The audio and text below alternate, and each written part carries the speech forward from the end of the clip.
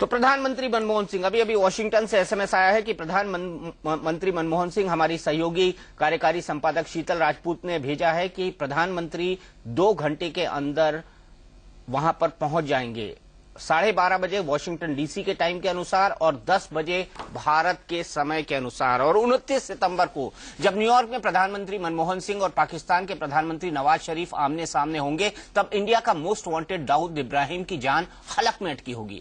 पाकिस्तान के तमाम विश्वासघात के बावजूद भारत ने पाकिस्तान के साथ बातचीत की पेशकश मंजूर की है, तो इसकी एक बड़ी वजह दाऊद इब्राहिम भी है, जिसे दबोचने के लिए देश की खुफिया एजेंसियां 20 साल से कसमसा रही हैं। पूरी दुनिया को पता है कि दाऊद पाकिस्तान में है, ये बात और है कि पाकिस्तान कभी इस बात को कबूल नहीं करता। अब नवाज शरीफ भारत से संबंध सुधारने की दुहाई दे रहे हैं, तो भारत ने उनसे बातचीत के एजेंडे में दाऊद इब्राहिम को भी शामिल कर लिया है। विदेश मंत्री सलमान खुर्शीद ने इंडिया न्यूज से कहा कि मनमोहन सिंह और शरीफ की मुलाकात में दाऊद पर भी बात होगी। अब ये बड़ी बहस का मुद्दा है कि क्या दाऊद के बहाने नवाज शरीफ की शराफत का टेस्ट लेने वाले हैं मनमोहन सिंह? क्या पाकिस्तान दाऊद को भारत के हवाले करने की हिम्मत दिखाएगा?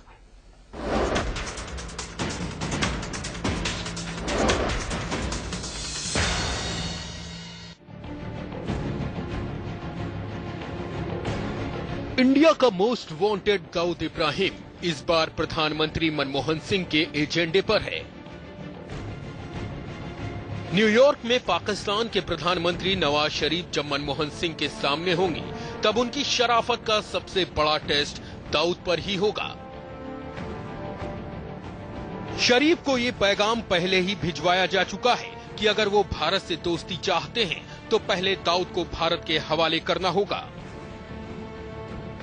मोस्ट वांटेड हैं जैसे दाऊद इब्राहिम, उनके एक्स्ट्रेडिशन का मुद्दा भारत आपने उनसे पूछा नहीं होता, इतना वक्त नहीं मिला। हम जो हमारा एजेंडा है वो ये है, अगर बातचीत आगे बढ़ेगी और अगर ऐसा लगेगा कि उनकी तरफ से एक सकारात्मक जो उन्होंने एक पेशकश की थी चुनाव के समय और चुनाव के बाद सरकार में आने के बाद, उस पर अगर ठोस कार्रवाई के हमको संकेत मिलते हैं तो फिर हम उम्मीद करेंगे कि और चीजों में भी हमको संतुष्टि प्राप्त हो।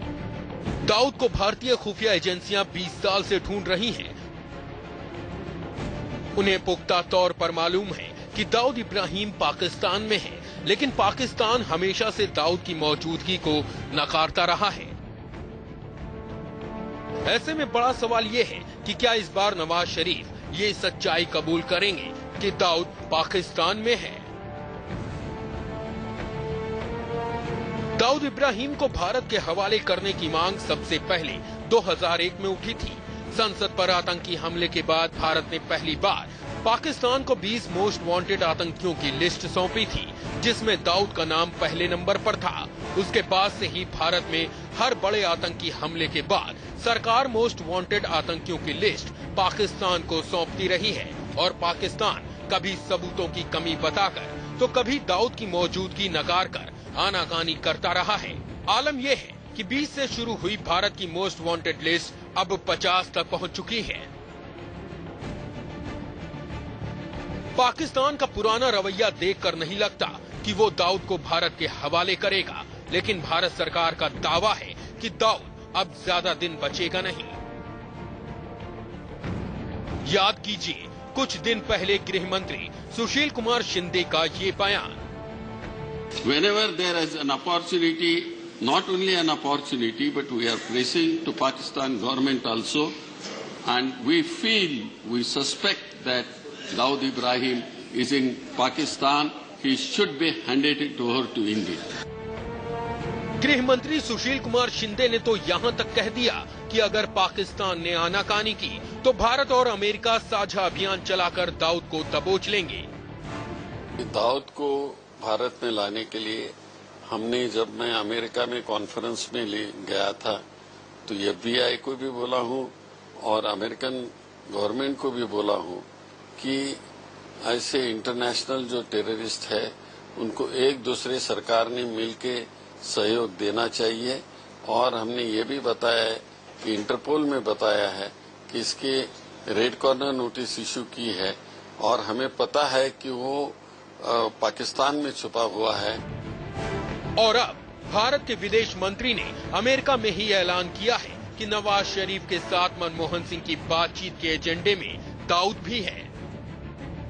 मोस्ट वांटेड हैं जैसे दाऊद इब्राहिम, उनके एक्सट्रेडिशन का मुद्दा भारत, आपने उनसे पूछा नहीं? वो तो इतना वक्त नहीं मिला। हम जो हमारा एजेंडा है वो ये है, जो हमारा एजेंडा है वो ये है। अब बड़ा सवाल ये है कि आखिर दाऊद को पकड़ लेने के बारे में भारत के इस भरोसे की बुनियाद क्या है? क्या अमेरिका इस बारे में पाकिस्तान पर दबाव बना रहा है, या फिर नवाज शरीफ सरकार की तरफ से कोई इशारा मिल रहा है कि उन्हें दाऊद की कीमत पर भारत से दोस्ती पसंद है?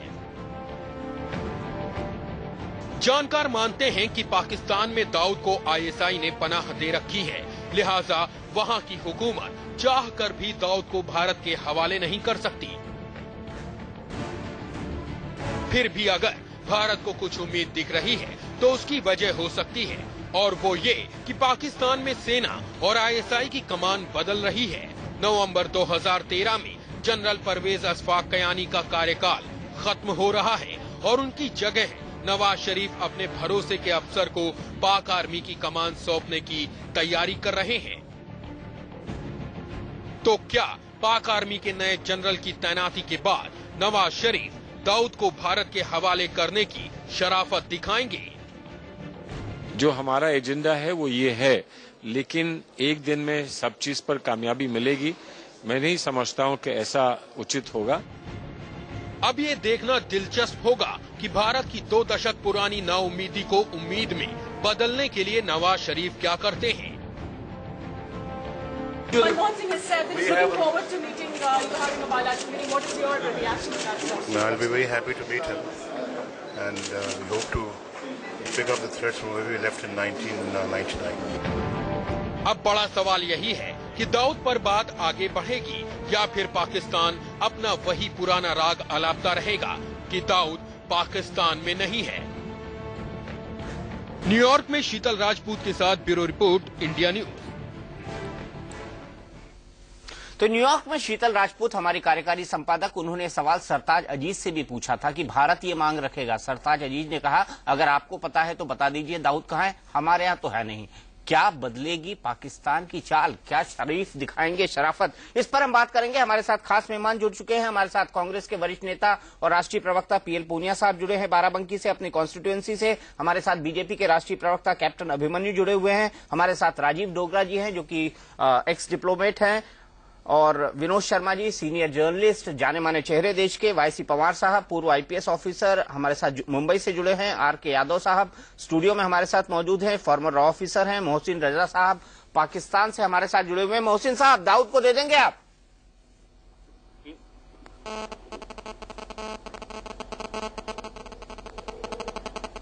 मोहसिन साहब, आवाज पहुंच रही है कि नहीं? जी पहुंच रही है।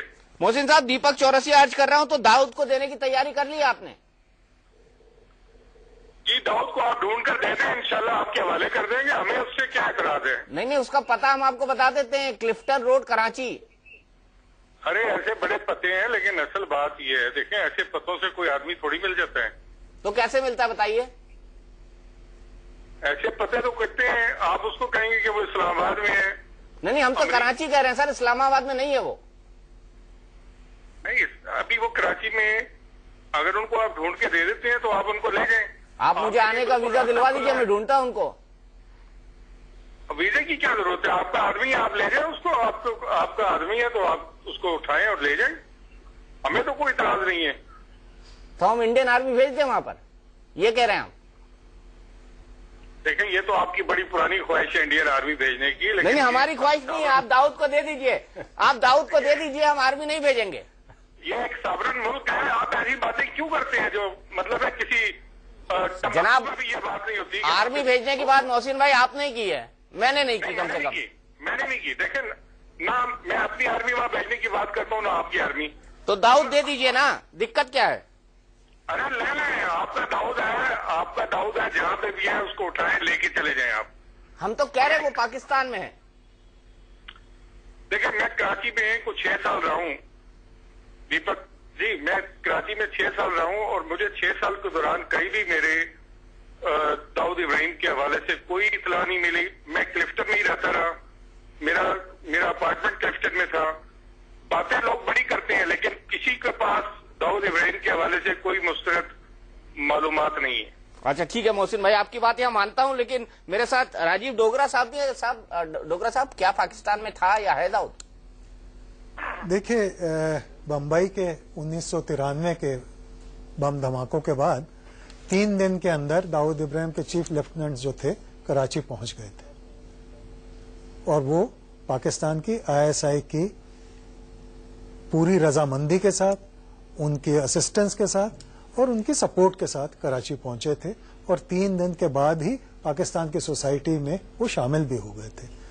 दाऊद पहले दुबई गए थे, उसके बाद वो भी कराची पहुंचे और क्लिफ्टन में पहुंचे जहां जुल्फिकार अली भुट्टो साहब का भी घर है, उसके काफी करीब है ये। तो अगर कुछ लोग वहां सैर करते हैं सुबह, तो शायद दाऊद के घर के सामने ही सैर करते होंगे। तो मतलब मोहसिन रजा साहब सैर करने नहीं जाते हैं, आप ये कह रहे हैं? मोहसिन साहब, आप पड़ोसियों से मिलते जुलते नहीं थे कराची में, लगता मुझे ऐसा है। अरे नहीं, मैं वहां मिलता था। मैं तो बहुत ही वहां पे कराची में मैं लोगों के साथ हर जगह जाता था, बल्कि रात, चूंकि मेरी फैमिली इस्लामाबाद में थी, मैं कराची में अकेला था, तो मैं तो रात कराची में सड़कों पे गुजारता था, रात होटलों में गुजरती थी, रात लोगों के साथ मुलाकातों में गुजरती थी। तो मेरे इल्म में, और मैं एक जर्नलिस्ट की हैसियत से ये मालूमात लेता रहा, मुझे कभी भी दाऊद इब्राहिम के बारे में कोई मुस्तरद मालूमात नहीं मिली। कुछ इंडियन न्यूज़पेपर्स, कुछ इंडियन मीडिया के हवाले से ये बातें आती रही हैं कि दाऊद इब्राहिम कराची में है, लेकिन मैं समझता हूँ कि ये कुछ लोग हैं जो ऐसी इतलात पहुंचाते हैं जिसका कोई वजूद नहीं है। अगर कोई ऐसी बात होती तो यकीनी तौर पर मुझे कराची में रहते हुए इसकी मालूमात जरूर होती। विनोद जी के पास जाऊंगा, लेकिन पूनिया साहब के पास चलता हूं। पूनिया साहब, सलमान खुर्शीद साहब ने तो कह दिया कि मांगेंगे दाऊद इब्राहिम को, लेकिन क्या प्रधानमंत्री उनकी शराफत का टेस्ट लेंगे नवाज शरीफ की? देखिए, भारत सरकार का स्टैंड बहुत स्पष्ट है। जो सलमान खुर्शीद साहब ने बताया कि दाऊद इब्राहिम हमारे फर्स्ट एजेंडा में है। अगर हमारी सही बात होती है, पॉजिटिव बात होती है, तो बाकी विषयों पर भी बात करेंगे। तो जो भी बातें होंगी वो शर्त के साथ है। और जो अभी हजरत बोल रहे थे कि हमारे पास नहीं है, आपने कराची का एड्रेस भी बताया, तो ये तो पाकिस्तान की पुरानी फितरत है। वो हमेशा ओसामा बिन लादेन उसके लिए भी कहते थे हमारे यहां नहीं है, और अमेरिका ने उसको ढूंढ लिया और ढूंढ के उसको खत्म करके पकड़ ले गए, उठा ले गए। तो मैं समझता हूं कि वहां पर दाऊद इब्राहिम मौजूद है, पूरी तरह से मौजूद है, और उसके इंटेलिजेंस है, भारत सरकार के पास भी है और पाकिस्तान के सरकार के पास भी है। और ये शराफत दिखाएं। अब चुनाव से पहले उन्होंने ये वादा किया था कि हम सरकार के साथ, भारत सरकार के साथ में सहयोग करेंगे, शांतिपूर्ण बताएंगे भारत के साथ, तो वो अपने वादे को निभाएं। और मैं समझता हूं अगर वो वास्तव में शांति बहाली चाहते हैं हिंदुस्तान पाकिस्तान के बीच में, तो ये पहली शर्त उनको निभानी होगी कि दाऊद इब्राहिम को, जो कि एक आतंकी है, भारत में अनेक घटनाएं की हैं, बॉम्बे ब्लास्ट के साथ साथ और बाकी घटनाएं में वो इन्वॉल्व है, अभी भी उनके तार जुड़े हुए हैं, कभी वो मैच फिक्सिंग के आरोप में लगते हैं। तो मैं समझता हूं कि इसमें उनको शराफत दिखानी चाहिए और उनको पाकिस्तान को, सरकार को, हिंदुस्तान को, दाऊद इब्राहिम को हैंडओवर करना चाहिए। हैंडओवर करना चाहिए। मैं बातचीत पर आऊंगा, उस वक्त कैप्टन अभिमन्यु के पास जाऊंगा, लेकिन यादव साहब, क्या दाऊद इब्राहिम है पाकिस्तान में? जी बिल्कुल पाकिस्तान में है। और जो पूनिया साहब अभी कह रहे थे कि इसके बारे में टेकअप करेंगे इशू को, सरताज अजीज ने अब 8-10 घंटे पहले वहां पे डिक्लेयर किया है कि वो पाकिस्तान में नहीं है, और सलमान खुर्शीद साहब वहीं पे बैठे हुए थे उनके पास। उन्होंने उनकी स्टेटमेंट को रिबट नहीं किया। और अगर सलमान खुर्शीद साहब के पास या तो इसकी इंफॉर्मेशन नहीं थी या उन्होंने जानबूझ के ये स्टेटमेंट नहीं दी। जब वो बोल रहे थे सरताज अजीज, तो सलमान खुर्शीद वहीं पे बैठे थे, उन्होंने ये नहीं कहा कि हाँ वो वहीं पे है। बिल्कुल, ये तो हमने भी तस्वीरों के अंदर देखा। दरअसल इंडिया न्यूज ने ही सरताज अजीज की ये बाइट आपको दिखाई। ये अगर आप इसके बारे में बात करना चाहते हैं तो हमारे जो फॉरेन मिनिस्टर बैठे हुए थे उनके साथ, उनको उसी वक्त उनके स्टेटमेंट को रिबट करना चाहिए। रिबट करना चाहिए था। पहले सुनवा देते पूनिया साहब ने, हो सकता है सरताज अजीज का वो स्टेटमेंट ना सुना हो, उसके बाद कैप्टन अभिमन्यु और विनोद जी के पास चलेंगे, सुनते हैं सरताज अजीज ने क्या कहा था। क्या पाकिस्तान इंडिया के जो मोस्ट वांटेड दाऊद इब्राहिम उनको भारत को सौंपने के लिए कुछ करने जा रहा है? ये भारत के एजेंडे में है। जब एजेंडे में बात होगी तो फिर आपको पता चल जाएगा। दाऊद इब्राहिम के एक्सट्रेडिशन के बारे में क्या कहना है, उनको भारत को सौंपने के बारे में क्या कहना है? मेरा ख्याल है जी कि इस पर काफी बात हो चुकी है, वो पाकिस्तान में है ही नहीं तो इसलिए जब तक उसका पता चलेगा तो फिर। लेकिन भारत तो अभी भी ये कहता है कि पाकिस्तान से उस बारे में मांग रखता है और जानता है। तो हमें वो इन्फॉर्मेशन दें कहाँ है, तो फिर हम कोशिश करेंगे उनको करने। सलमान खुर्शीद निकलते गुजरते हुए दिखाई दे रहे थे, शायद सार के विदेश मंत्रियों की बैठे हुए थे। सार के विदेश मंत्रियों की बैठक में ही मामला हुआ था। क्या देखिए बुनिया साहब, आपने उनका बयान तो दिखाया और सलमान खुर्शीद का बयान भी देखा है।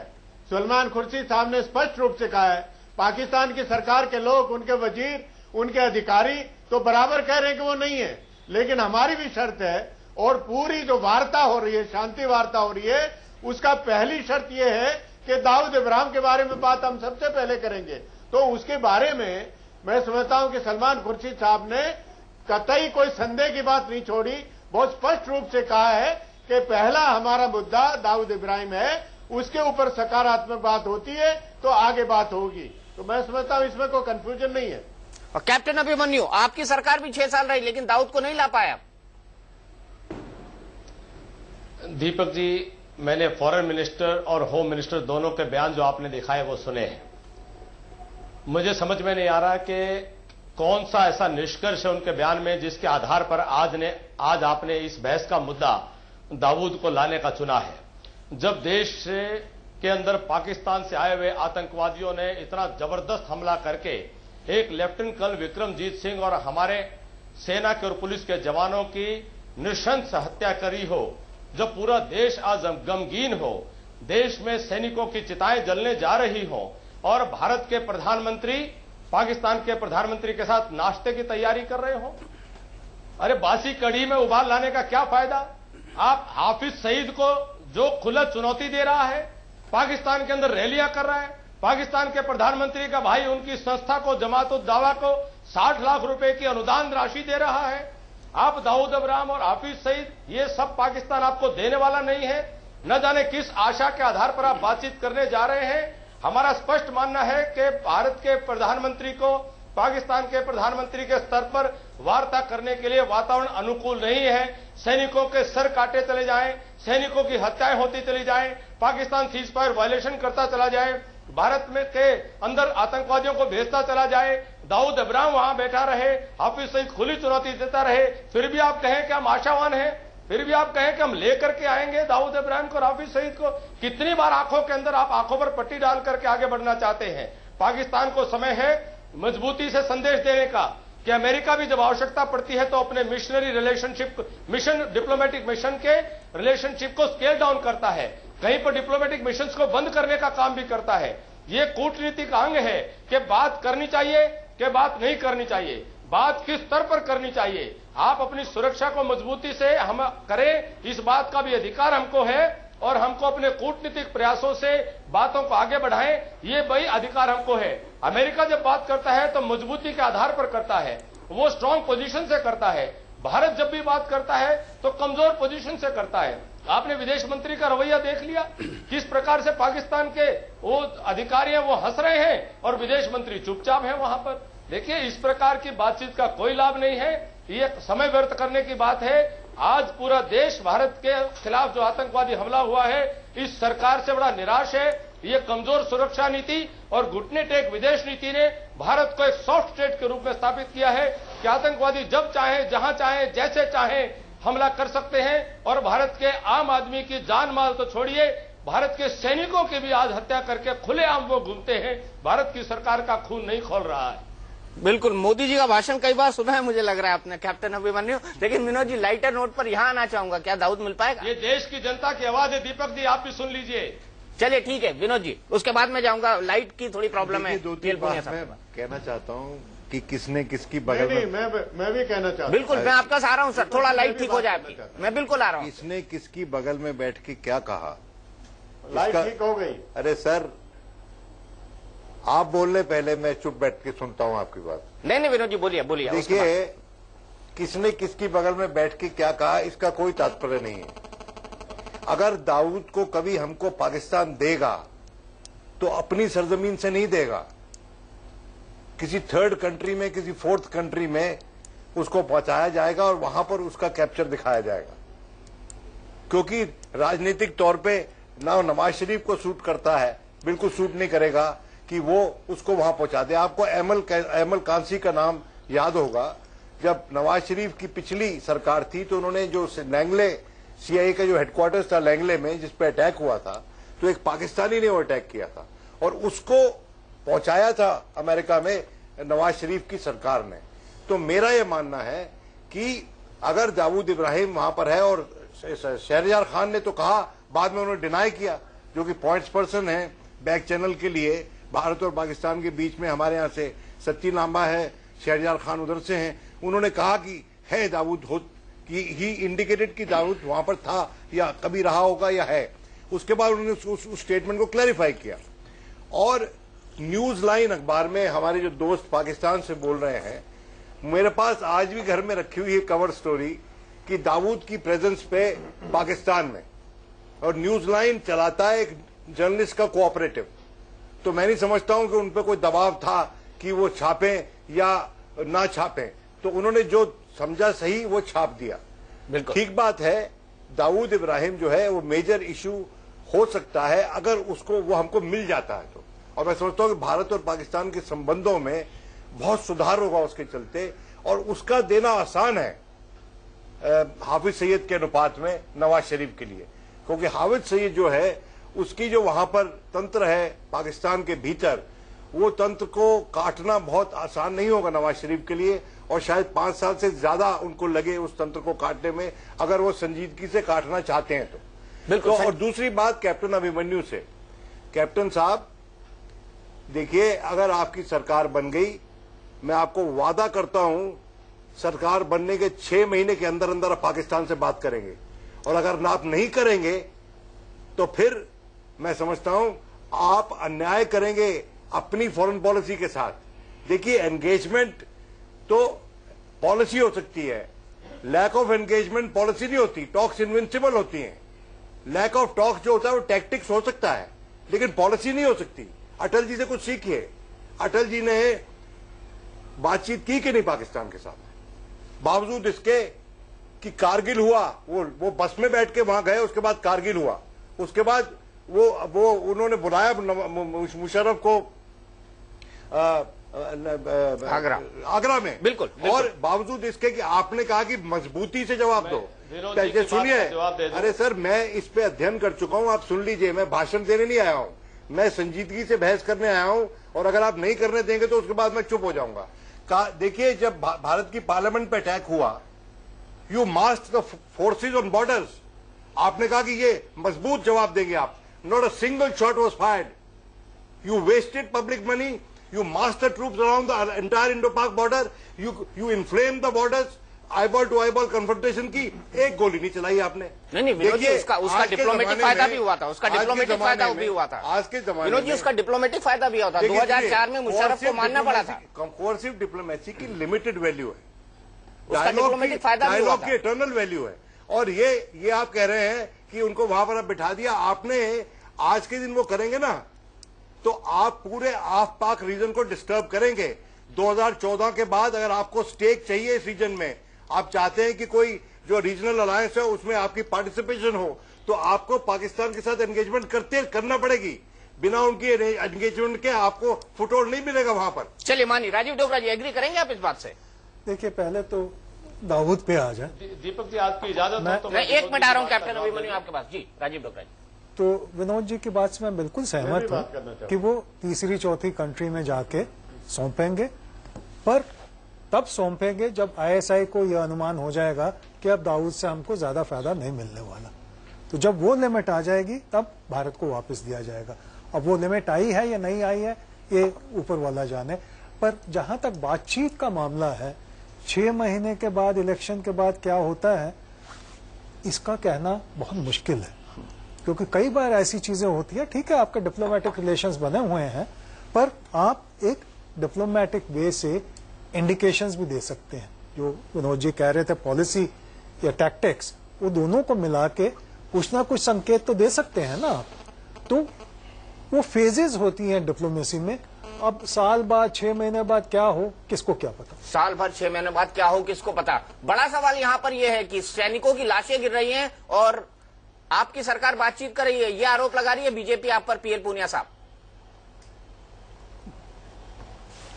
देखिए, मैं बड़ी गौर से कैप्टन अभिमन्यु जी का भाषण सुन रहा था और उन्होंने बहुत सी बातें कही कि ऐसे माहौल में जब सांबा मिलिट्री आर्मी कैंप में अटैक होता है, जब हीरानगर पुलिस स्टेशन पर अटैक होता है, लोग मारे जाते हैं, हमारे साथी मारे जाते हैं, बहादुर जवान मारे जाते हैं, पुलिस के लोग मारे जाते हैं, तो ऐसे में बात नहीं करनी चाहिए।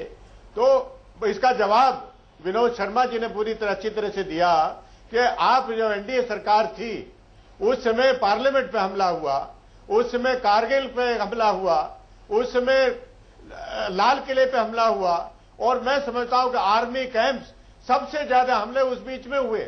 मैं ये मानता हूं कि हमारी भारतीय जो विदेश नीति है वो हमेशा बराबर रही, चाहे एनडीए की सरकार के दौरान में या कांग्रेस पार्टी की सरकार या अब यूपीए सरकार के दौरान में, हमेशा बातचीत का दरवाजा खुला रहा और हमेशा मान सम्मान, देश की रक्षा सुरक्षा, उसको प्राथमिकता देते हुए ये पॉलिसी हमेशा फॉलो की गई कांग्रेस पार्टी के द्वारा और भारतीय जनता पार्टी। मैं कोई दोष नहीं देना चाहता, लेकिन बहुत से ऐसे एलिमेंट हैं जब बातचीत शुरू होती है उस समय वो इस तरह की खुराफात करते हैं, इस तरह के हमला किया करते हैं ताकि उनके टॉक्स को, जो शांति की वार्ता है, उसको डिरेल कर दिया जाए। और इसी तरह के प्रयास अभी हुआ है।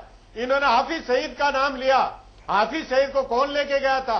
कंधार में जहाज में बैठा के उनको हैंडओवर किया था, वो तो जेल में थे। ये भारतीय जनता पार्टी अपने बताएं कि उनके विदेश मंत्री उनको लेके गए थे, तो क्यों लेके गए थे? आज उसी का रोना रहा रहे। आप जब जगह जगह हमला होता है, पार्लियामेंट पे हमला होता है, जब लाल किले पे हमला होता है, तब उस समय क्या चुप बैठे थे? तब आपने क्यों वार्ता की? एक तरफ आप वाजपेयी जी ने सही भावना के साथ में उस दिन अपने वार्तालाप करने के लिए वो वहां पहुंचे, बस से पहुंचे, लेकिन उनके साथ भी क्या धोखा हुआ हम ये नहीं कह सकते कि वाजपेयी जी ने उस समय गलत किया था। एक आर्मी, लेकिन मैं एक फैक्ट ठीक कर दूं पीएल पूनिया साहब, अपनी सुरक्षा के लिए पूरा अधिकार है, आर्मी को पूरा अधिकार है, लेकिन वार्ता का दौर जब तक हमारे डिप्लोमेटिक रिलेशन है वो भी चलेगा। और हमने अपनी प्रायोरिटी जो देश के हित में, सुरक्षा के हित में जो प्राथमिकता है उससे हम विचलित नहीं होते। और हमने कहा है कि आतंकवाद को बढ़ावा देने वाले दाऊद इब्राहिम हमारे एजेंडा में नंबर 1 है। यादव साहब, फैक्ट सही है पूनिया जी के? पूनिया जी के फैक्ट्स ठीक हैं या नहीं है, लेकिन ये मुद्दे को राजनीतिक तुल दे रहे हैं। ये भी दे रहे हैं, थोड़ा हमारे प्रद्युमन जी भी दे रहे हैं इसको, कैप्टन अभिमन्यु सॉरी। ये लेकिन फिर मैं एक फैक्ट सुधार दूं। मैं फैक्ट सुधार देता हूं कि हाफिज सईद को नहीं लेके गए थे जसवंत सिंह, मौलाना मसूद अजहर को लेके गए थे। हाफिज सईद नहीं गया था उनके साथ। यादव साहब कंटिन्यू करिए। पूनिया साहब, आप उस पार्टी से बिलोंग करते हैं जिसकी लीडर कभी इंदिरा गांधी रही है, और इंदिरा गांधी ने पाकिस्तान के 2 टुकड़े किए थे। वो इसलिए किए थे कि पाकिस्तान सबसे बड़ा सिरदर्द था हमारे लिए। और आज हालात यह है कि आप 10 साल से टेररिज्म झेल रहे हैं। आपकी क्या पॉलिसी है पाकिस्तान के इंटरनल अफेयर्स के बारे में? वो हमारे यहां रोज अटैक कर रहे हैं, हमारी इंटेलिजेंस एजेंसी के आदमी खाली बैठे हुए हैं। आप ये बताइए, आप अपनी गवर्नमेंट से पूछिए, हमारा एजेंडा दीजिए इंटेलिजेंस एजेंसी को कि आप ये काम करिए वहां जाके। आप दाऊद को लाके यहां क्या करेंगे? दाऊद आपके लिए बहुत बड़ा बर्डन होगा। आपके लिए कसाब इतना बड़ा बर्डन हो गया था, उसको कितनी बड़ी सिक्योरिटी उसके लिए लगाई आपने। उसके लिए जेल में स्पेशल सेल बनाए गए। दाऊद को आप किसी जेल में नहीं रखेंगे, दाऊद के लिए अलग एक फोर्ट रखेंगे और उसकी सिक्योरिटी हमारे प्राइम मिनिस्टर से कम नहीं होगी। आप इंटेलिजेंस एजेंसी को थोड़ा उनको काम करने दे, हमें इजराइल के तरीके से काम करने दे। म्यूनिख ओलंपिक में इजराइल के 8 या 10 एथलीट फलस्तीन लिबरेशन ऑर्गेनाइजेशन ने मारे थे। मोसाद ने उनको चुन चुन के दूसरी कंट्रीज में मारा। एक को तो अब 60 साल की उम्र में मारा है थोड़े दिन पहले। दाऊद का दूसरे मसले के लिए जो हमारी इंटेलिजेंस एजेंसी बनी हुई है, ये डिप्लोमेटिक तरीके से सोल्व होने वाला नहीं है। आप 20 साल से कोशिश कर रहे हैं, आप और 10 साल कर लेना, चाहे इनकी गवर्नमेंट आ जाए अभिमन्यु जी की। ये मसला दाऊद को ना वो सौंपेंगे और इसी तरह ये मसला खड़ा रहेगा। इसलिए मैं तो आपको सलाह दूंगा और ये और बताऊं, अटल जी की सरकार थी तब दाऊद पे अटैक हुआ था और वो कराची में ही हुआ था। और हमारी अपनी वो देखिए कमजोरियां, जिस लड़के ने वो अटैक किया था उसको दिल्ली से हमारे एक फॉर्मर इंटेलिजेंस ऑफिसर की गाड़ी से बंबई पुलिस पकड़ के ले गई, क्योंकि बंबई पुलिस के एक इंस्पेक्टर को दाऊद के लोगों ने फोन किया कि वो इस वक्त दिल्ली में है और उसको अरेस्ट कराया। तो ये इंटेलिजेंस का मसला है, ये पॉलिटिकल मसला नहीं है। दाऊद आपको ना वो देंगे ना आपको दाऊद की जरूरत है। दाऊद को निपटाने के लिए इंटेलिजेंस एजेंसीज का कोई एजेंडा तैयार करिए आप, ताकि इसको अक्रॉस द बॉर्डर इस समस्या का सोल्व किया जाए। चलिए, ये एक बहस हमारी दूसरे तरफ चली गई, लेकिन वाकई इस पॉइंट पर आते हैं कि क्या भारत और पाकिस्तान में भारत और पाकिस्तान के बीच न्यूयॉर्क के अंदर बातचीत होगी या नहीं। प्रधानमंत्री कह चुके हैं हाँ। सीधे लाइव अपडेट जानने के लिए चलते हैं सीधे हमारे कार्यकारी संपादक शीतल राजपूत के पास। लेकिन उससे पहले शीतल का फोन लगे उससे पहले मोहसिन रजा के पास जाऊंगा और मोहसिन रजा जी से सवाल पूछूंगा।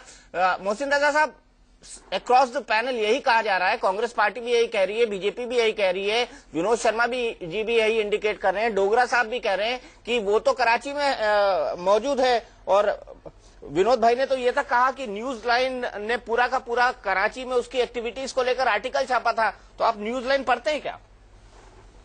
नहीं, हम एड्रेस तो देते हैं इनको पूरा। ये कब की बात कर रहे हैं? मैं कुछ साल पहले की बात है। तो कुछ साल पहले की बात है। शहरयार साहब का तो बयान अभी आया था। शहरयार साहब का बयान तो अभी आया था मोहसिन भाई, उस दिन हमारी बात भी हुई थी। और शहरयार साहब फिर अपने बयान से मुकर गए थे। हाँ, तो वो क्या हुआ फिर? सच बोल के मुकर गए इसका मात? सच बोल के मुकर गए ना शहरयार साहब। अच्छा देखें, एक बात तो आप ये सोच रहे हैं, इशू क्या है? क्या दाऊद इब्राहिम पाकिस्तान और इंडिया के दरमियान सबसे बड़ा इशू है, या पाकिस्तान और इंडिया के दरमियान कोई और इशू है? नहीं, सबसे बड़ा इशू जो है वो ये है कि वो इंडिया का मोस्ट वांटेड आतंकवादी है और अमेरिका भी कहता है वो आतंकवादी है। तो आप करें ना कि आपकी जिम्मेदारी है आतंकवादी को तलाश करना। सरताज अजीज साहब खुद शीतल राजपूत को कह चुके हैं कि दाऊद इब्राहिम पाकिस्तान में नहीं है। अगर आपके पास कोई फिल्म है तो अभी मैं आपको प्रूफ दिलाता हूँ। शीतल हमारे साथ टेलीफोन लाइन पर जुड़ गई है। शीतल, मोहसिन रजा साहब हैं, हम सब इन्हें जानते हैं, बड़े भाई हमारे और आपके भी प्रोफेशनल कलीग हैं। मैं सीधे आपसे पूछना चाहता हूं शीतल, जब कल सलमान खुर्शीद ने कहा था तो किसी जानकारी के आधार पर ही कहा होगा, विदेश मंत्रालय का क्या रुख है दाऊद इब्राहिम को लेकर? बिल्कुल दीपक, जैसा कि आपने कल उस इंटरव्यू में सुना होगा जो हमने विदेश मंत्री से किया यहाँ पर न्यूयॉर्क में, और उन्होंने स्पष्ट कहा जब हमने उनसे पूछा कि दाऊद की एक्स्ट्रेडिशन और दाऊद को भारत को सौंपने के बारे में आप पाकिस्तान से मांग करेंगे अब जबकि टॉक्स होने जा रहे हैं, तो उन्होंने हमसे ये कहा कि आपने नवाज शरीफ साहब से ये बात क्यों नहीं पूछी। और उसके बाद वो बोले कि बिल्कुल दाऊद और उसके जैसे बाकी के जो मोस्ट वांटेड है इंडिया के, वो हमारे एजेंडे पर हैं। हमें उम्मीद कम है लेकिन ये हमारे एजेंडे पर हैं और हम पाकिस्तान से उम्मीद रखते हैं कि वो क्रॉस बॉर्डर टेररिज्म और इन्फिल्ट्रेशन के मुद्दों को एड्रेस करने के साथ साथ इस मुद्दे पर भी विचार करें और दाऊद जैसे लोगों को हमें हैंड ओवर करें। बिल्कुल। शीतल, विदेश मंत्रालय का क्या रुख है दाऊद को लेकर? वो तो हमेशा यही कहता है, होम मिनिस्ट्री कहती है दाऊद कराची में है। होम मिनिस्ट्री ने हमेशा ये कहा, कल विदेश मंत्रालय का रुख भी आपने देख लिया दीपक, उस इंटरव्यू में जब खुद विदेश मंत्री अपने मुंह से ये बात कह रहे थे कि हाँ वो हमारे एजेंडे पर है और पाकिस्तान को इस बारे में सोचना चाहिए। तो यकीनन विदेश मंत्रालय का रुख भी यही दिखाता है कि भारत की ये मांग है कि दाऊद जैसा आतंकवादी, जिसे अंतर्राष्ट्रीय स्तर पर एक आतंकवादी करार दिया गया है, अमेरिका जिसे आतंकवादी मानता है, उसे आखिर पाकिस्तान भारत को क्यों नहीं सौंपता? पाकिस्तान भारत को क्यों नहीं सौंपता? मोहसिन रजा के पास चलेंगे, लेकिन यादव साहब मोहसिन रजा जी को पता बता दीजिए दाऊद इब्राहिम का कराची का। नहीं, हम ये न्यूट्रल किसी को अपना इसमें वो बना लें, किसी कंट्री को जिसको ये चाहें, या यूएनओ की कोई टीम बना लें, हम अपने आदमी भेजते हैं, ये अपने भेजें और उनको वहां अरेस्ट करा देते हैं या हमें हैंड ओवर कर दें। मोहसिन रजा साहब का फोन कटा हुआ, लेकिन पवार साहब के पास चलता हूं। पवार साहब, बड़ा सवाल यहां पर यह है कि दाऊद का आना क्या अहमियत रखेगा? दाऊद के आने से बहुत ज्यादा फर्क नहीं पड़ेगा। दाऊद आने से एक बात पक्की है कि जो वहां हुआ है उसका इंफॉर्मेशन दाऊद से निकालेंगे और ISI का ऑपरेशनल मेथड्स, और ये सारी बातें मालूम पड़ेगी पाकिस्तान किस तरीके से काम करता है, ये सारी बातें उससे मालूम पड़ने वाली है। तो उसकी अहमियत तो है ही है, लेकिन जो बहस चल रही है वो दाऊद मिलेगा क्या नहीं, तो दाऊद तो जिंदा भारत को मिलने का सवाल ही नहीं आता है। मान लो कि चर्चा में एग्री भी कर लिया उन्होंने कि हम दाऊद दे देंगे, तो उधर उसको हार्ट अटैक से मार देंगे और बात खत्म कर देंगे। मुझे नहीं लगता है कि कोई भी हालत में दाऊद इब्राहिम भारत को जिंदा मिलेगा। विनोद शर्मा जी, ये बात आपने ठीक कही है, और ये वैसे ही होता है जैसे कि POWs होते हैं जिनको इतनी यातना दी जाती है कि वो मेंटली डिरेंज्ड हो जाते हैं या क्रिपल हो जाते हैं और फिर कभी वापस अपने वतन आ नहीं सकते। लेकिन दाऊद का इंपॉर्टेंस क्या है? ये बात सच है कि दाऊद बहुत से ऐसे कारनामों में शामिल था जो भारत के खिलाफ थे, भारत की अस्मिता के खिलाफ थे। लेकिन अगर दाऊद को सरकार दे देती है वहां की, तो एक बहुत बड़ा सिंबॉलिक जेस्चर होगा। उसका जो दोनों मुल्कों के आवाम पे जो इम्पैक्ट होगा और जो एक सपोर्ट बनेगी पीस प्रोसेस के लिए, उसको बयान करना मुश्किल है। क्योंकि ये तो मुझे आज के दिन एक ख्वाब सा लगता है कि दाऊद वो दे देंगे, लेकिन मेरा ये मानना है कि अनुपात में हाफिज सईद वो नहीं दे सकते, लेकिन दाऊद इब्राहिम दे सकते। दाऊद दे सकते हैं। लेकिन मोहसिन साहब के पास चलते हैं जो कह रहे हैं कि दाऊद यहां पर है ही नहीं। मोहसिन साहब, क्यों ना दोनों देशों की एक टीम बन जाए और टीम जाके खोज लिया जाए कि दाऊद वहां पर है कि नहीं? ये बेहतर है अगर पाकिस्तान इस पे एग्री करता है और पाकिस्तान के वजीर आजम से आपके वजीर आजम की बातचीत में कोई ऐसा मैकेनिज्म तय होता है तो उसमें कोई ऐसी बात नहीं है। लेकिन अगर दाऊद इब्राहिम ना मिला तो फिर क्या होगा? और मिल गया तो फिर क्या होगा? तो आपके हवाले होगा अगर मिल गया तो आप कुछ करिए ना। आप वहां लिखिए कि भारत और पाकिस्तान को मिलकर दाऊद के लिए एक ज्वाइंट ऑपरेशन पाकिस्तान में करना चाहिए। आप लिखिए अखबार में, वहां पर हम भी यहाँ पे लिखेंगे। तो क्या इस किस्म के किसी ऑपरेशन की आप इंडिया में भी इजाजत देंगे पाकिस्तान को? आपको किसको ढूंढना है यहाँ पर?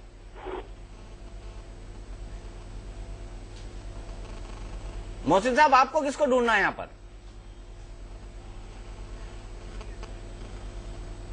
मोहसिन साहब का फोन पैच नहीं है। शीतल, आप इतनी बार पाकिस्तान गई हैं, दाऊद के बारे में आपने क्या सुना पाकिस्तान में? बिल्कुल, मैं मोहसिन की बात से काफी अम्यूज फील कर रही हूँ जो मोहसिन वहाँ कह रहे हैं और काफी इरिटेटेड वो साउंड कर रहे हैं। ऐसा लग रहा है कि पाकिस्तान सरकार के प्रवक्ता के तौर पर वो बात कर रहे थे अभी। हालांकि कल उनके विदेश मंत्री ने भी ये बात कही कि अगर हमें जरूर इसकी जानकारी नहीं है, लेकिन अगर भारत के पास कोई जानकारी है तो वो हमें दे, तो फिर हम इस पर आगे विचार करेंगे। यानी पूरी तरह से अगर इसको रीडिंग बिटवीन द लाइन्स किया जाए तो रूल आउट नहीं कर सकते। और दूसरी तरफ से आप जानते ही हैं कि तकरीबन 1.5 महीना पहले शाहरियार खान भी ये तीर छोड़ चुके हैं कि दाऊद पहले था पाकिस्तान में और अब नहीं है। बाद में जरूर मुकर गए, लेकिन बात उन्होंने अपनी कह दी थी।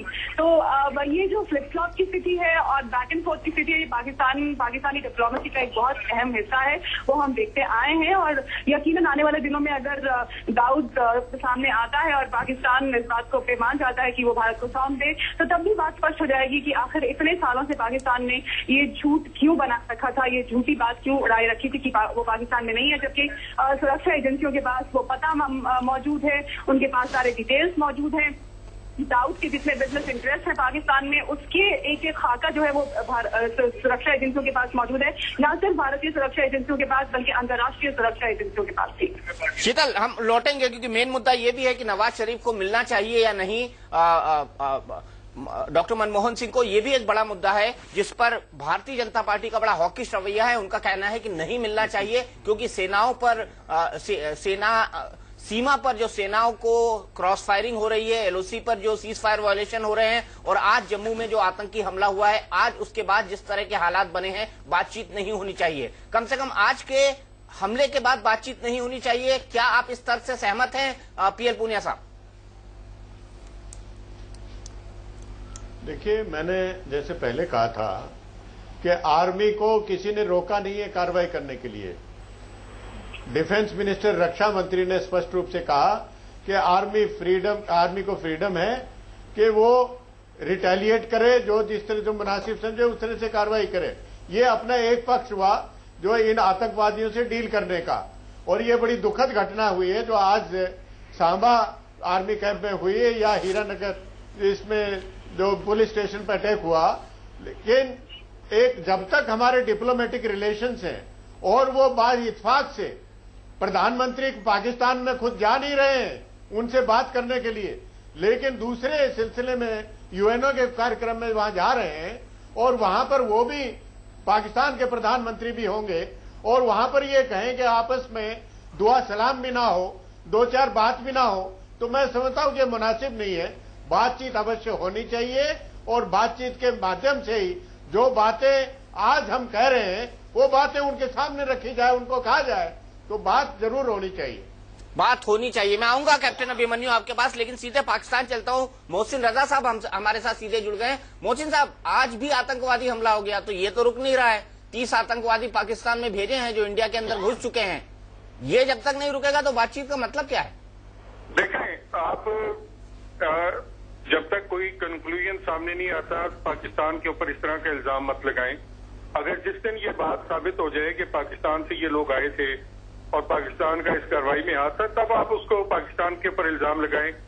मैं समझता हूं दीपक जी के जो कुछ इस वक्त बातचीत का मरला शुरू हो रहा है, हमें उसको फैसिलिटेट करना चाहिए और ऐसी कुव्वतें, वो कोई भी है जिन्होंने आज हरिनगर में ये हमला किया और जो कुछ हुआ है, ये सारा कुछ जो भी है इन लोगों को नाकाम बनाने के लिए, इनको शिकस्त देने के लिए, या जो आप समझते हैं कि दाऊद इब्राहिम जैसी जो कुव्वतें मौजूद हैं उनसे छुटकारा हासिल करने के लिए पाकिस्तान और इंडिया का बातचीत करना इंतहाई जरूरी है।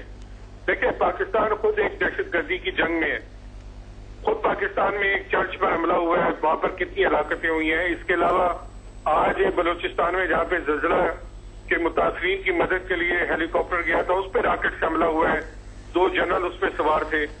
मैं समझता हूं कि जो कुछ इस वक्त पाकिस्तान में दहशतगर्दी चल रही है और पाकिस्तान में जिस तरीके से दहशतगर्दों से निपटने के लिए पाकिस्तान की हुकूमत तालिबान से बातचीत करना चाहती है, अगर ये कुव्वतें इनको रोकने के लिए इंडिया ने वहां पर पाकिस्तान के साथ ताउन न किया और पाकिस्तान के ऊपर अगर दबाव डालने की कोशिश की और जिसके नतीजे में तालिबान या शिद्दत पसंद कुव्वतें पाकिस्तान पर हावी हुई, तो यकीनी तौर पर उसका नुकसान न सिर्फ इंडिया को होगा बल्कि पूरे खित्ते को होगा। इस सारे खतरे को रोकने के लिए पाकिस्तान की जमहूरी हुकूमत का साथ देना और पाकिस्तान की जमहूरी हुकूमत को मजबूत बनाने के लिए इंडिया का जरूरी है कि वो उनके साथ बातचीत करे और तमाम ऐसे मुद्दे जो कि पाकिस्तान और इंडिया के दरमियान तस्वीर तलब है, उनके ऊपर बातचीत होनी चाहिए और उनसे अब नजरें नहीं फेरनी चाहिए और उन सारे मामला को हल करना चाहिए जो दोनों मुल्कों के दरमियान मसाइल और मुश्किलात का बाइस बन रहे हैं। तो हम यही तो कह रहे हैं कि आप दाऊद इब्राहिम को दे दो और मुश्किलात को हल कर लो। मैं आपसे याद करता हूं कि दाऊद इब्राहिम कोई इशू नहीं है, इशू इससे बड़े हैं। देखिए, अगर आप दाऊद इब्राहिम के ऊपर फंस जाएंगे तो दाऊद इब्राहिम कोई इशू नहीं है। आपका जो कश्मीर में सूरत हाल चल रही है, आपके बाकी जो सूरत हाल चल रही है, पाकिस्तान में जो दहशतगर्दी चल रही है और पाकिस्तान और मोहसिन भाई, दहशतगर्दों को पैदा किसने किया? पाकिस्तान ने। टेररिज्म तो आपकी स्टेट पॉलिसी थी। दहशतगर्दों को पैदा किया अमेरिका और CIA ने, और अमेरिका आपका सबसे खासमखास दोस्त है। अभी आपका दोस्त है, अभी आपका दोस्त हो गया, ज्यादा मुताक रहे हैं आप। नहीं, मैंने तो यही सुना था कि पाकिस्तान में 2 ही चीजों की चलती है, आर्मी की और अमेरिका की और अल्लाह की। हाँ, वो तो चलेगी। हाँ, वो तो चलेगी। मैं इस तरह आपसे अर्ज कर रहा हूँ कि देखें, पाकिस्तान और इंडिया को जो भी मसाइल हैं उनके हल के लिए बैठना होगा और ऐसी तमाम कुव्वतें जो दोनों मुल्कों के दरमियान परेशानी पैदा करती हैं, दोनों मुल्कों के दरमियान गलतफहमियां पैदा करती हैं, ख्वाह वो तालिबान है, ख्वाह वो हाफिज सईद है, ख्वाह वो दाऊद इब्राहिम है, ख्वाह वो अमेरिका है, इन सबका जायजा लेना होगा और दोनों मुल्कों को मिलकर कोई ना कोई मुश्तरका हिकमत अमली तैयार करना होगी। जिस तरह आप कह रहे हैं कि जी दाऊद इब्राहिम की गिरफ्तारी के लिए कोई मुश्तरका कार्रवाई की जाए, मैं समझता हूँ कि तमाम मामला के हल के लिए मुश्तरका कार्रवाई होनी चाहिए जिसके नतीजे में पाकिस्तान। चलिए, कोई बात नहीं। आपने कहा हाफिज सईद एक मुद्दा है तो हाफिज सईद को ही गिरफ्तार करके हमको दे दो आप। मैं कहता हूँ आप ले जाए आके, अब आपको इतनी जल्दी पड़ी हुई है, सबको पकड़ने की जल्दी आपको पड़ी हुई है, आप किसी मसले के हल की तरफ नहीं आना चाहते। और हम तो मसले का हल ही करना चाहते हैं। अरे मोहसिन भाई, हम तो मसले का हल ही करना चाहते हैं। नहीं, आप आइंदा इलेक्शन की तैयारी करना चाहते हैं। हाफिज सईद और दाऊद इब्राहिम ये सारे ऐसे मुद्दे हैं जिनको लेकर आप अगला इलेक्शन लड़ना चाहते हैं। अगर आप हिंदुस्तान के साथ सिंसियर हैं तो पाकिस्तान के साथ बैठ के इन तमाम मसाइल को हल करें। अच्छा, एक सवाल बीजेपी से पूछ लेता हूँ। आपने इलेक्शन की बात कही, एक सवाल बीजेपी से पूछ लेता हूँ। कैप्टन अभिमन्यु, शिवसेना ने लिखा था कि नरेंद्र मोदी जिस दिन पीएम बनेंगे उसके अगले दिन दाऊद इब्राहिम भारत आ जाएगा, पाकिस्तान इतना डर जाएगा, ऐसा होगा क्या? लिखा था ना विनोद भाई, शिवसेना ने लिखा था ऐसा। नरेंद्र मोदी ले आएंगे दाऊद इब्राहिम को। पिछले 48 मिनट में आप मुझे दूसरी बार मौका दे रहे हैं, मैं आपका बहुत बहुत आभार व्यक्त माफी चाहूंगा अभिमन्यु भाई, माफी चाहूंगा। आप 5 मिनट बोले थे उस वक्त। मुझे विनोद जी और पीएल पुनिया साहब ने भी कुछ विषय उठाए हैं, अगर आप इजाजत देंगे तो मैं आपकी सब बातों का जवाब देना चाहूंगा। मोदी जी प्रधानमंत्री बनेंगे, आपकी शुभकामनाओं से निश्चित बनेंगे, और दाऊद इब्राहिम हो, हाफिज सईद हो, और भी जितने लोग आज भारत में वांटेड हैं वो देश के अंदर आएंगे। एक गंभीर प्रयास इसका होगा और मुझे विश्वास है कि वो लाए जाएंगे। आपने कहा मतलब नरेंद्र मोदी ले आएंगे, आप ये कह रहे हैं नरेंद्र मोदी ले आएंगे? आपने कहा भारतीय जनता पार्टी प्रधानमंत्री स्तर की वार्ता को लेकर हॉकिश है। हम हॉकिश नहीं हैं, हम प्रैग्मेटिक बात करते हैं। विनोद शर्मा जी ने कहा कि अटल बिहारी वाजपेयी जी से हमको सीखना चाहिए, और उन्होंने भी हमको शुभकामनाएं दी कि 6 महीने बाद हमारी सरकार बनेगी। मैं उनका आभारी हूं, मैंने कहा अगर बनी आप भी लेंगे, उनसे सलाह भी लेंगे, मान लीजिए इसको सलाह भी लेंगे, भरोसा दिलाते हैं कि जिस प्रकार से अटल बिहारी वाजपेयी जी ने बन गई, पुण्य की सरकार बन गई इनकी। अटल बिहारी वाजपेयी जी ने सुरक्षा के विषय पर गंभीर कदम उठाए थे, परमाणु विस्फोट किया था, कारगिल में पाकिस्तान को सबक सिखाने का काम किया था, और अगर लाल किले पर अटैक हुआ या पार्लियामेंट पर अटैक हुआ तो कोई भी आतंकवादी वापस जाकर के बच नहीं पाया था।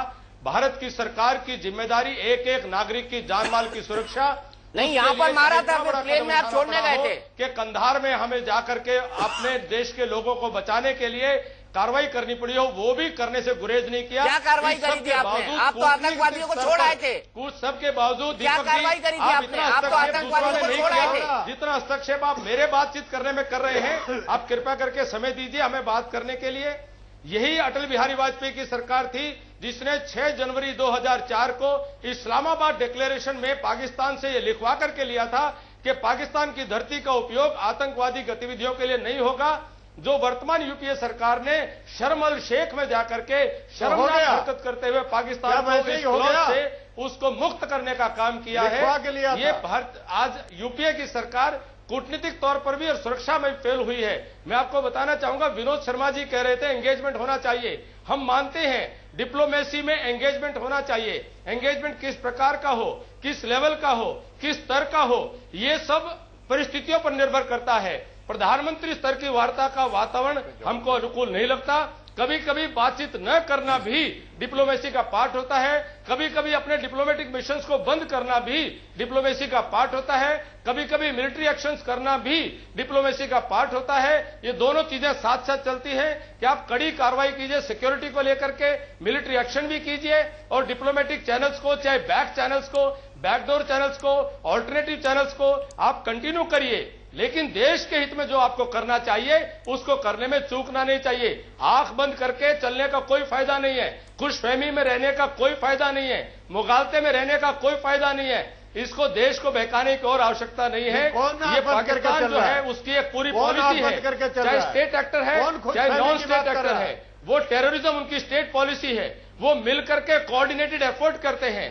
आज भी जो आतंकी हमला हुआ है वो ठीक प्रधानमंत्री की मुलाकात के 2 दिन पहले इसलिए किया गया है ताकि इनकी बातचीत का प्रमुख बिंदु वो जम्मू कश्मीर बन जाए, आतंकी हमला बन जाए, और इस बात को बीच में लाने के लिए ये आतंकी हमला इनके टेररिस्ट जो ऑर्गेनाइजेशन है और इनकी जो स्टेट है ये मिलकर के सारा ये कूटनीति को ये फेल करने के लिए, डिरेल करने के लिए करते हैं। ठीक है कैप्टन, जिम्मेदारी से, सख्ती से बात करनी चाहिए। 5 मिनट का भाषण पीएल पुनिया साहब ने भी नहीं दिया था, आपने फिर दिया। विनोद जी, क्लोजिंग कमेंट आपसे। आप रिकॉर्डिंग को चेक कर लीजिएगा दीपक जी। अच्छा कैप्टन साहब, ऐसा है कैप्टन साहब, देखिए आपका एक मत है और मैं समझता हूं वो थोड़ा मैक्सिमलिस्ट मत है कि ना बात करो। बिल्कुल देखिए, जब जनवरी माह में जब वो हमारे जवानों को मारा था और बिहेड किया था, उसके बाद बहुत सी टॉक्स जो होने वाली थी उनको कैंसिल किया गया, मुलतवी किया गया, वो नहीं हुई।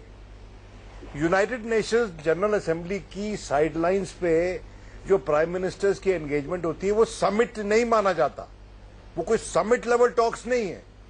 वो एंगेजमेंट है, वो एक इस्तेमाल कर रहे हैं एक ओकेजन का। और मैं समझता हूं कि हमारे प्रधानमंत्री को आपकी मांग ये होनी चाहिए मेरी नजर में कि आप हमारे प्रधानमंत्री से ये इल्तिजा करें कि वो पुरजोर तरीके से नवाज शरीफ साहब को बताएं कि हमारे देश के भीतर आज के दिन जो सेंटिमेंट है वो बहुत हर्ट हुआ है। बिल्कुल हर्ट हुआ। ये इश्यूज हैं, इस पे वो तुरंत कोई ना कोई कार्रवाई करें। देखिए, चिट्ठी डाले बिना तो आपको जवाब नहीं आएगा, तो चिट्ठी डाल दो, तो चिट्ठी तो डालते रहिए जनाब। लेकिन नवाज शरीफ कहते हो ना चिट्ठी डालेंगे, हम जोड़ करके नहीं, याचना करके नहीं। अरे सर, याचना कौन कर रहा है? आप क्या अजीब सी बात करते हैं? किसने याचना की? किससे? अगर वातावरण अनुकूल हो तो गले मिलने में गुरेज नहीं है। देखिए, वातावरण अनुकूल हो तो गले मिलिए। देखिए, नरेंद्र भाई का आज मैंने भाषण सुना है त्रिची में, और वैसे नहीं बोलेंगे जाके वो किसी डिप्लोमेटिक एंगेजमेंट में। शौक है, आप समझ जाइए इस बात को। वो परिवर्तन हो जाएगा उनका जब प्रधानमंत्री हो जाते हैं ना। अटल जी कितने अच्छे भाषण दिया करते थे, लेकिन जब प्रधानमंत्री हो गए तो पढ़ के बोलते थे, नपा तुला बोलते थे। वो फ्लरिश चली गई थी। हम लोग कहते थे वो फ्लरिश कहाँ है? देखिए, प्राइम मिनिस्टरशिप और डिप्लोमेसी फ्लरिश वाली चीज नहीं है, वो संजीदगी वाली चीज है। बिल्कुल मुझे इसी नोट पर खत्म करना होगा। आप तमाम मेहमानों का बहुत बहुत शुक्रिया। बड़ा सवाल यहां पर बना हुआ है, नवाज शरीफ मिलेंगे? क्या दिल मिलेंगे? क्या गले मिलेंगे? क्या हाथ मिलेंगे? और क्या बातचीत होगी? इंडिया न्यूज पर इसका तमाम कवरेज लगातार जारी रहेगा।